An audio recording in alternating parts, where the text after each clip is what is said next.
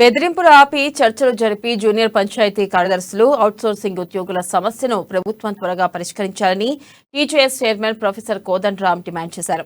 సూర్యాపేట జిల్లా కలెక్టర్ కార్యాలయం వద్ద జూనియర్ పంచాయతీ కార్యదర్శుల ఓపీఎస్ల సమ్మెకు ఆయన మద్దతు తెలిపారు.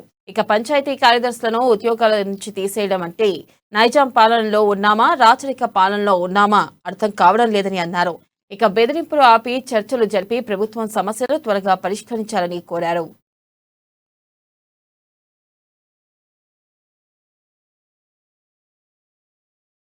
రెగ్యులరైజ్ చేయాలి. ఇది ఒక బాధ్యత.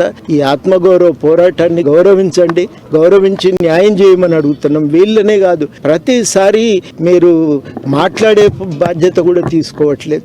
మీరు నోటిఫికేషన్ ఇచ్చినప్పుడు రెగ్యులరైజ్ చేస్తామంటారు, అపాయింట్మెంట్ లెటర్లో రెగ్యులరైజ్ చేస్తామంటారు.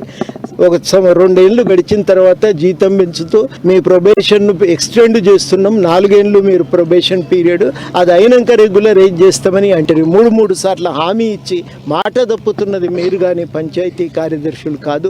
భరించరాని స్థితిలోనే వాళ్ళు ఇలా సమ్మెకు దిగినరు తప్ప ఇది ఇంకొక కారణం ఏమీ లేదు. అర్థం చేసుకొని న్యాయమైన వాళ్ళ డిమాండ్లను రెగ్యులరైజ్ చేసి వాళ్ళందరికీ న్యాయం చేయాలి. అవుట్సోర్సింగ్ పంచాయతీ కార్యదర్శులకు కూడా న్యాయం చేయాలి. సుప్రీం